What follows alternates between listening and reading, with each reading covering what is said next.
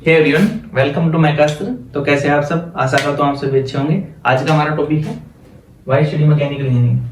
हमें mechanical engineering पढ़नी क्यों है और इसमें कौन कौन इंटरेस्टेड हो सकते हैं अगर आप एक शुरुआत करना चाहते हैं इंजीनियरिंग की। सबसे पहले इसको समझने के लिए हमें जाना होगा 9th या 10th के एक चैप्टर में मैकेनिक्स। ये हमने लिखा है मैकेनिक्स। मैकेनिक्स का मीनिंग क्या है? Study of motion.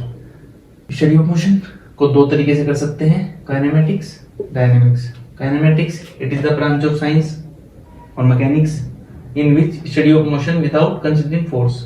जो हमारा बेसिक कोर्स होता है मोशन का, उसको हम कंसीडर नहीं करते हैं।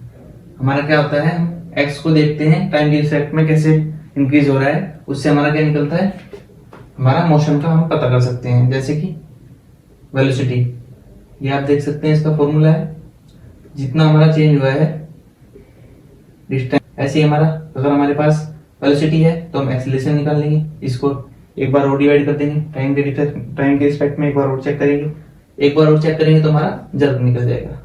ये हमारा तीसरी चीज होगी। और इसका एग्जांपल है काइनेमेटिक विस्कोसिटी। ये हमारा इसका रेशियो होता है डायनेमिक विस्कोसिटी अपॉन ये क्या है हमारा डेंसिटी। इसकी यूनिट देख सकते हैं आप। अभी यूनिट से भी एक कन्वर्जन दिखाऊंगा, कंपैरिजन होगा मीटर स्क्वायर पर सेकंड। अब हम आते हैं अपने डायनेमिक्स में। Branch of mechanics in which study of motion with the considering of force. इसमें हम कंसीडर करते हैं फोर्स को, जो हमारे फोर्स लग रहे हैं किसी भी बॉडी पर, हम उनको भी कंसीडर करेंगे और फिर पता करेंगे कि उसने कितना मोशन किया।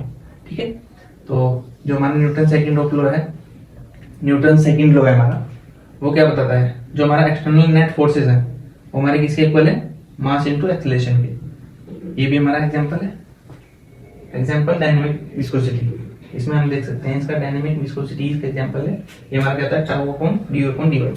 जब हम विस्कोसिटी पढ़ते हैं, इसको अलग से डिस्कस करेंगे बाद में एक टॉपिक में। इसकी यूनिट क्या है हमारी, न्यूटन पर मीटर स्क्वायर सेकंड। न्यूटन किसकी यूनिट है, फोर्स की। तो यहाँ से आपको पता लगा कि हमारा क्या, यहाँ पे न्यूटन आ रहा है तो हमें फोर्स कंसीडर करना ही पड़ा।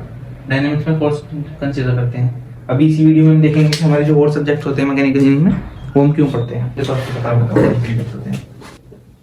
थर्मोडायनेमिक्स, एचएमटी, सोम, टॉम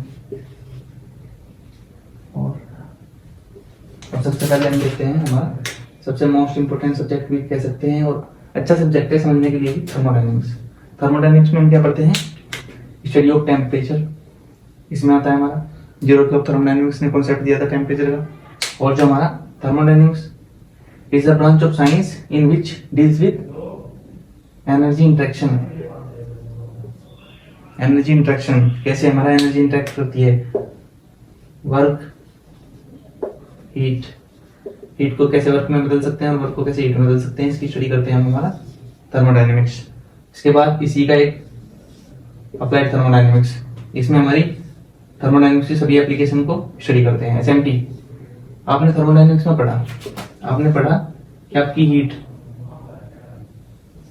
के बारे में पढ़ेंगे आप, ठीक है, और टेम्परेचर के बारे में हमने पढ़ा। एसएमटी में हमें क्या होगा, हमें थर्मोडायनेमिक्स में उसके रेट को नहीं निकाल सकते कि कितनी रेट से हमारी फ्लो हो रही है हीट, कितनी ट्रांसफर हो रही है, किस रेट से हो रही है। तो उसके लिए हम क्या पढ़ेंगे, एसएमटी, मास ट्रांसफर के लिए रेट देखने के लिए हम एसएमटी। एक हमारा फ्लूइड मैकेनिक्स एंड मशीनरी, ठीक है। फ्लूइड मैकेनिक्स में इसी तरीके से दो तरीके से, डायनेमिक्स, काइनेमेटिक्स। काइनेमेटिक्स में फोर्स को कंसीडर नहीं करेंगे और डायनेमिक्स में फोर्स को कंसीडर करके फ्लूइड की वेलोसिटी, मोशन, सब कुछ कैसे कैसे निकालना है वो इसमें पढ़ते हैं फ्लूइड मैकेनिक्स में। सोम, सबसे पहले हमें सोम को पढ़ने के लिए इंजीनियरिंग मैकेनिक्स पता होना चाहिए। इसमें हमारी जो बॉडी होती है, हम स्टडी करते हैं रिजिड बॉडीज पर।